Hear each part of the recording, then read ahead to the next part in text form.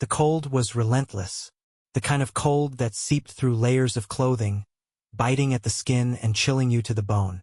I had been tracking a buck through the dense winter woods for hours, the snow crunching under my boots with every step. The trail had gone cold.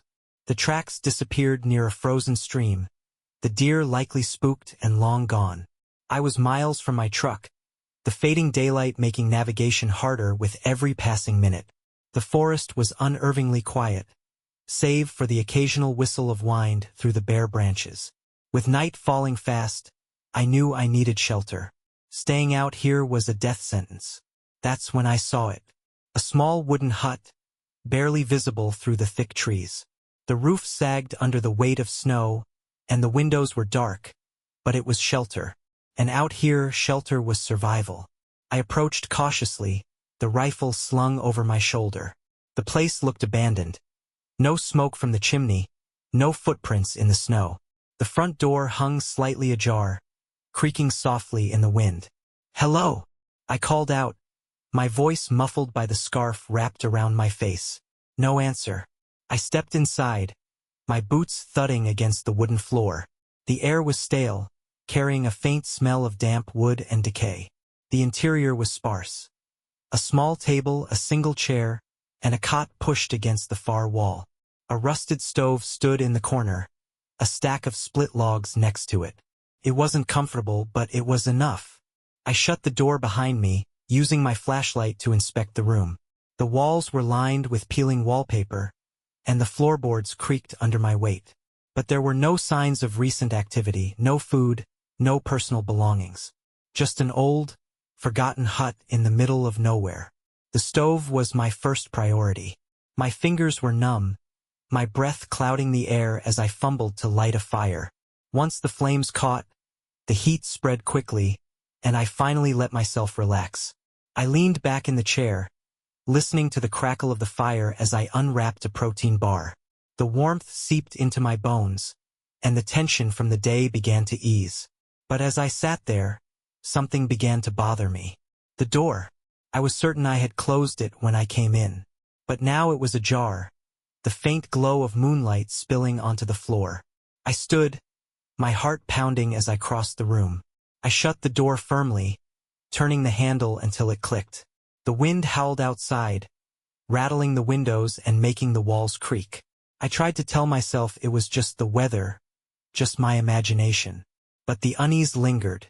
I sat back down, gripping my rifle tightly as I stared at the flames. Then I heard it. A faint noise outside, barely audible over the wind. At first, I thought it was just a branch snapping under the weight of snow. But then it came again, deliberate, rhythmic. Footsteps. I froze, my pulse quickening. The sound was coming closer, crunching through the snow with heavy, measured steps. Someone was out there.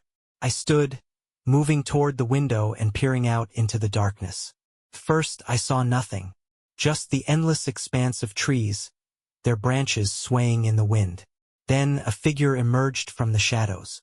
It was a man, his face obscured by the hood of a heavy coat. He carried a long object slung over his shoulder, too short to be a rifle, too long to be a simple tool. He stopped a few yards from the hut, his head tilting slightly as if he was looking directly at me. "Hello," I called out, my voice muffled by the thick glass. No response. The man didn't move. He just stood there, staring. My grip tightened on the rifle as I backed away from the window. Seconds felt like hours before he finally moved, stepping closer to the hut. I opened the door slightly, keeping the rifle in my hands. "Can I help you?" I asked, trying to keep my voice steady. The man stopped a few feet from the steps, the shadows obscuring his face. "You're in my home," he said, his voice low and gravelly. I blinked, caught off guard. "I didn't know," I said quickly. "I thought this place was abandoned. I'll leave." But the man didn't respond. He just stood there, his head tilting slightly as he studied me. "You've already made yourself comfortable," he said finally, his tone cold. "Leaving now won't fix that." The words sent a chill down my spine that had nothing to do with the cold. I stepped back inside, shutting the door and locking it. Through the window, I saw him standing there, unmoving, his breath clouding in the air. Then, without a word, he turned and disappeared into the trees. I let out a shaky breath, my heart pounding. I needed to leave, but the storm was worsening, and the snow was falling harder. I'd have to wait until morning. I bolted the door and stoked the fire, every sound outside making me flinch. The wind howled, the walls creaking under the strain. And then I heard it, the sound of something dragging across the roof. I stared at the ceiling, my blood turning to ice. The man wasn't gone. He was above me. The sound wasn't loud, but it was unmistakable. A slow, deliberate dragging noise, like something heavy being pulled across the roof. I froze, every muscle in my body tense, as I stared at the low wooden ceiling. The fire crackled softly in the stove, the only other sound breaking the suffocating silence. He's still here. The realization hit me like a punch to the gut. The man hadn't left. He was watching, waiting. I stood slowly, gripping my rifle, my boots creaking against the floorboards. The noise on the roof continued, moving toward the chimney. There was no way he could climb up there. Not in this weather. And yet, the sound persisted. I edged toward the window, careful not to make too much noise. The glass was frosted over, but I could just make out the shape of the trees swaying in the wind. Nothing moved. But then, through the blur of snow, I saw something. A ladder. It was leaning against the side of the hut, its rungs buried halfway in the snow. My stomach twisted. The ladder hadn't been there before. I turned back to the room, my pulse pounding in my ears. The dragging sound stopped abruptly, replaced by a heavy thud that seemed to shake the entire hut. Something or someone had jumped off the roof. I aimed the rifle at the door, my hands trembling. The firelight flickered, casting long shadows across the walls. Then came the knock. It was soft at first, almost polite, but it quickly grew louder, more insistent, the sound echoing through the small space. "Open the door!" The man's voice growled from the other side. "No!" I shouted, stepping back toward the far wall. "Get out of here!" The knocking stopped. For a moment, the only sound was the wind howling through the trees. Then the man laughed. It wasn't loud, but it was deep and guttural, sending a chill down my spine. "You think this door will keep me out?" he said, his voice muffled but clear. "This is my home. You don't belong here." I didn't respond, my heart hammering in my chest. The sound of footsteps circled the hut, slow and deliberate, crunching in the snow. I moved to the window, watching as his shadow passed by, his figure barely visible in the moonlight. He stopped near the ladder, picking it up and dragging it out of view. I locked the window, my mind racing. If he couldn't get in through the door or the roof, he'd find another way. The footsteps stopped again, this time beneath the hut. A horrible realization hit me. The hut had a crawl space. I dropped to my knees, shining the flashlight at the floorboards. There were gaps between the planks, just wide enough to see into the darkness below. Something moved.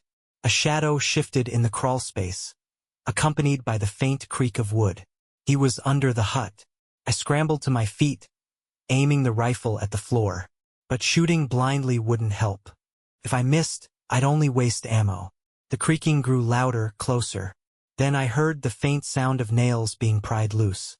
I spun around, realizing too late that the hatch in the corner of the room, the one I hadn't even noticed before, was lifting. The man's hand appeared first, his fingers long and grimy, gripping the edge of the hatch. I raised the rifle, my breath catching in my throat. "Don't come any closer," I shouted. He paused, his hand retreating into the darkness. For a moment, everything was silent again. Then, with a sudden burst of force, the hatch flew open. The man climbed into the room, his movements slow and deliberate. His face was pale and gaunt, his eyes sunken but alive with a strange intensity. "You've made a mistake," he said, his voice calm despite the madness in his eyes. "You should have left when you had the chance." I fired. The shot echoed through the hut, the recoil slamming into my shoulder. The man staggered back, blood blooming on his coat as he collapsed to the floor. I didn't wait to see if he was alive. I grabbed my pack and bolted out the door, the freezing air hitting me like a wall. The snow was falling heavier now, erasing my tracks almost as quickly as I made them. I didn't care where I was going. I just needed to get away. But as I ran, I heard it. Footsteps, heavy and relentless, crunching through the snow behind me. I glanced over my shoulder, my heart sinking. The man was following, blood dripping from his coat, his pace steady despite the wound. I ran faster, the cold biting at my skin, but the footsteps never wavered. No matter how far I went, I couldn't escape the sound of him closing in. The man was relentless. No matter how fast I ran, his steady, deliberate footsteps followed, crunching through the snow with terrifying consistency. The forest closed in around me, the towering pines casting long shadows across the ground. The moonlight barely pierced through the canopy, and the wind howled, whipping snow into my face. But I couldn't stop. My breath came in ragged gasps, the cold searing my lungs.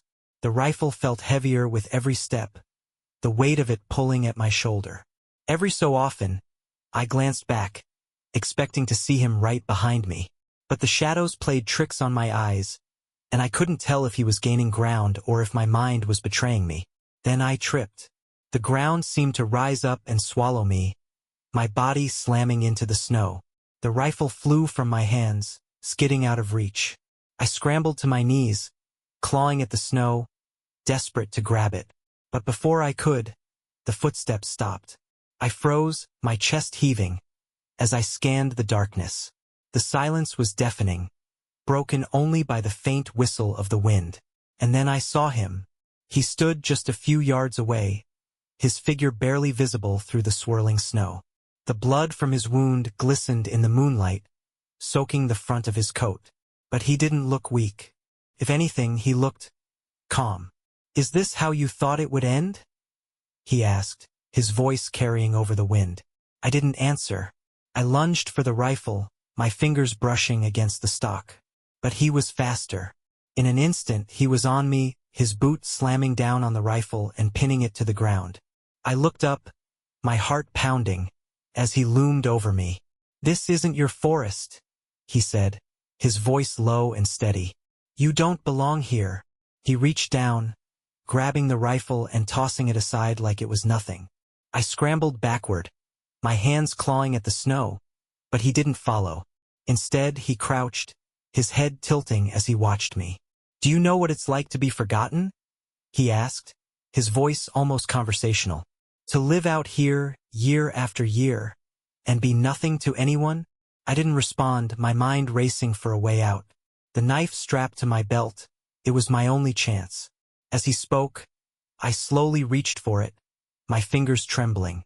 "People like you," he continued, his tone darkening. "You come out here thinking you own everything. You take what you want and leave the rest to rot." His voice rose, his calm demeanor cracking. "But not this time. Not with me." I pulled the knife free, the blade glinting in the moonlight. Before he could react, I lunged, slashing wildly. The blade caught his arm, tearing through the fabric of his coat. He staggered back, a guttural growl escaping his lips. I didn't wait to see if he'd recover. I turned and ran, the knife still clutched in my hand. The forest blurred around me as I sprinted, my boots slipping on the icy ground. The branches clawed at my face, tearing at my jacket, but I didn't stop. Behind me, I could hear him moving again, crashing through the underbrush like an animal. His breaths were loud and uneven, but he wasn't slowing down. Ahead, I saw a break in the trees. The faint outline of a ridge loomed in the distance, its steep slope offering a chance to lose him. I pushed myself harder, my legs burning with effort. The snow grew deeper, each step feeling heavier than the last. When I reached the ridge, I didn't hesitate. I half ran, half slid down the slope, the icy ground threatening to send me tumbling.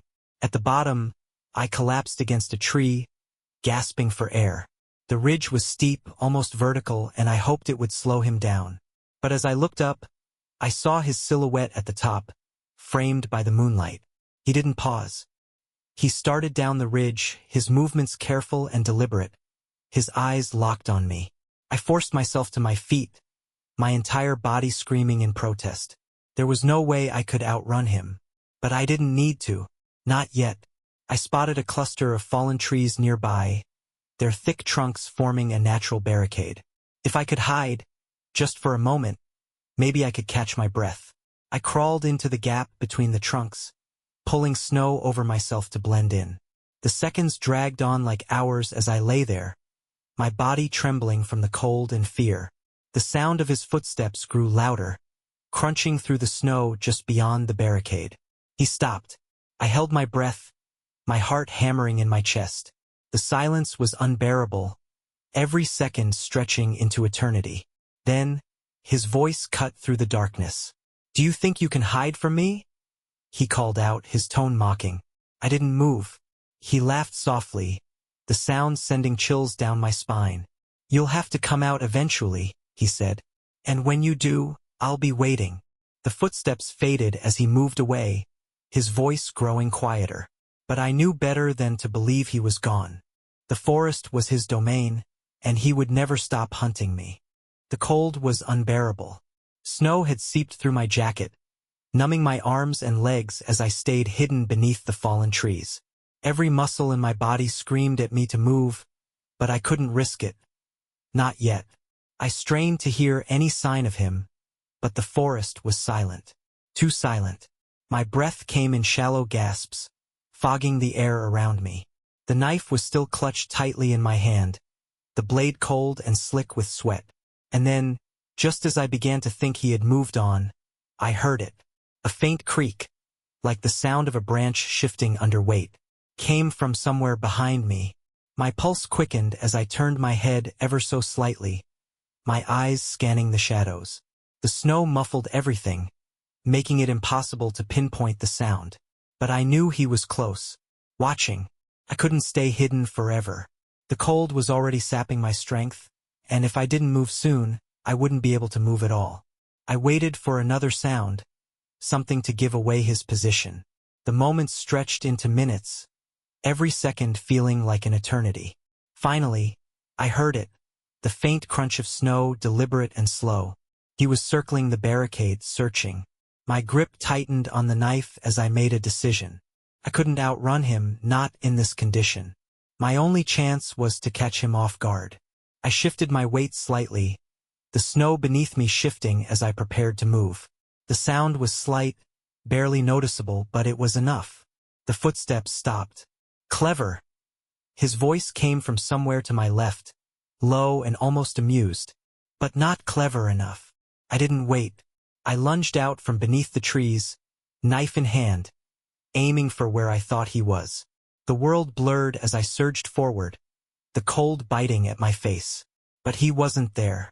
I stumbled, the momentum carrying me into the open. I turned quickly, the knife raised, but he was gone. The snow around me was pristine, untouched. It didn't make sense. A sharp crack sounded behind me, and I spun just in time to see him stepping out from the shadows. He moved with an eerie calm, the blood on his coat stark against the white snow. His hand gripped a heavy piece of wood, the jagged end splintered like a makeshift club. "You should have stayed hidden," he said, his voice steady. "Would have been quicker that way." My hands shook as I backed away, the knife feeling inadequate against the weapon in his hand. "Leave me alone," I said, my voice cracking. "I don't want trouble." He laughed, a low, guttural sound that sent chills down my spine. "You brought trouble with you the moment you stepped into my woods," he said. The way he said it made the hair on the back of my neck stand up. His woods. I glanced around desperately, looking for something, anything I could use. The fallen trees were too far away, the open space leaving me exposed. I needed to act fast. He took a step closer, his grip on the club tightening. "Let's finish this," he said, his voice a growl. He swung the club, the movement swift and brutal. I ducked, the air whistling as the wood passed inches from my head. Before he could recover, I drove the knife forward, aiming for his side. The blade sank into his coat, meeting resistance as it struck flesh. He let out a grunt, staggering back, but his grip on the club didn't falter. I pulled the knife free, blood staining the blade, and scrambled back to put distance between us. He looked down at the wound, his expression unreadable. For a moment I thought he might fall, but then he smiled. "Is that all you've got?" he said, his voice low and mocking. The sight of his smile, blood dripping from his coat, made my stomach twist. He was injured, but he wasn't stopping. I turned and ran, my legs screaming in protest as I pushed myself through the snow. The forest blurred around me, the wind tearing at my face. Behind me, his footsteps pounded through the snow, closer than ever. I could hear his breathing now, heavy and labored but unrelenting. The trees thinned ahead, and I saw a faint glimmer through the darkness. A frozen stream. The ice reflected the moonlight, stretching across the forest floor like a silver ribbon. I didn't think, I just ran for it. When I reached the edge, I didn't stop. The ice groaned beneath my weight, cracking softly as I sprinted across. Halfway across, I turned, sliding to a stop. He was at the edge of the stream, his figure barely visible through the swirling snow. He hesitated, his eyes scanning the ice. "You think this will stop me?" he called out, his voice echoing across the frozen expanse. I didn't answer. Instead, I crouched low, gripping the knife tightly as I watched him step onto the ice. The surface groaned under his weight, spiderweb cracks forming with each step. He moved slowly, the club still in his hand, his eyes locked on me. "Nowhere left to run," he said, his voice calm. I stayed silent, my breath fogging the air. The ice creaked louder with each step, the cracks spreading beneath his feet. And then, with a deafening snap, the ice gave way. His expression shifted, the calm mask replaced by surprise as the surface shattered beneath him. The water swallowed him in an instant, the freezing current pulling him under. I staggered back, the knife slipping from my fingers as I collapsed onto the ice. For a moment, there was nothing but silence. Then, through the darkness, I heard it, the sound of something breaking the surface. The sound of breaking ice echoed through the frozen forest, sharp and unnatural against the stillness. I stared at the spot where the man had disappeared, my breath coming in ragged gasps. Then the water churned. A hand shot up, gripping the jagged edge of the ice. His fingers were pale, trembling from the cold, but they held on with terrifying strength. The man's head surfaced next, his face twisted in a grimace. The freezing water clung to his hair and coat, steam rising faintly as he exhaled. "You think this is over?" he growled, his voice hoarse but steady. Panic surged through me as he pulled himself closer to the edge, his elbows propping him up on the unsteady ice. The cracks spiderwebbed outward, the surface groaning under his weight. But he didn't stop. I scrambled to my feet, backing away across the ice, my boots slipping with every step. "Stay down," I shouted, my voice trembling. He didn't listen. With a guttural yell, he hauled himself onto the ice, his body half out of the freezing water. His coat was soaked, his breath clouding the air as he fixed his wild eyes on me. I glanced around desperately, looking for the knife I had dropped. But it was gone, lost somewhere on the frozen surface. The man staggered to his feet, his movements slow but unrelenting. "You don't belong here," he said, his voice low and guttural. "This is my home." I took another step back, my heart pounding. The ice beneath me groaned loudly, the cracks spreading like veins under my boots. "You're going to kill us both," I shouted. He smiled, his teeth chattering from the cold. "Then maybe you'll understand what it feels like to lose everything." He lunged. The ice shattered beneath him, the surface giving way with a deafening crack. This time, the water swallowed him completely. I didn't wait to see if he would resurface. I turned and ran, my legs shaking as I sprinted toward the edge of the stream. The ice splintered behind me, the sound of water rushing into the cracks urging me forward. When I reached solid ground, I collapsed, gasping for air. The forest was silent again, the only sound my ragged breathing and the faint whistle of the wind. I turned back toward the stream, my heart pounding. The ice had stilled, the broken surface reflecting the moonlight like shattered glass. There was no sign of him. For a moment, I just lay there, the snow seeping through my clothes as I tried to process what had happened. Then, the sound of distant footsteps reached my ears. I froze, my eyes scanning the darkness. They were faint, almost imperceptible, but they were there. My stomach twisted as I realized they weren't coming from the stream. They were coming from the forest. I forced myself to my feet, every muscle in my body screaming in protest. I couldn't stay here. I had to keep moving. The trailhead wasn't far. If I could just make it back to my truck, I'd be safe. I stumbled through the snow, my legs heavy, the cold biting at my skin. The forest seemed endless, the shadows stretching longer with every step. The footsteps behind me grew louder, more deliberate. I didn't look back.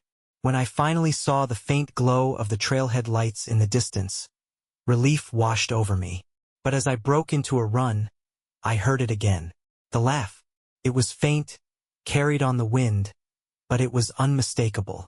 My pulse quickened, and I pushed myself harder, the truck coming into view. I fumbled with the keys, my hands shaking as I unlocked the door and threw myself inside. I slammed the door shut, locking it and starting the engine. The headlights cut through the darkness, illuminating the empty forest road. But just as I put the truck into gear, I saw him. He was standing at the edge of the woods, his figure barely visible in the beam of the headlights. His coat was torn, his face pale, but his eyes burned with a quiet fury. I didn't wait to see what he would do. I floored the gas pedal, the tires spinning on the icy road before catching traction. The forest disappeared behind me, the man's figure swallowed by the shadows. I drove for miles, the events of the night replaying in my mind like a nightmare I couldn't wake up from. When I finally reached the main road, I pulled over, my hands gripping the steering wheel tightly. The silence in the truck was deafening, broken only by my shallow breaths. I should have felt safe, but I didn't. I glanced in the rearview mirror, half expecting to see him standing there, watching. But the road was empty.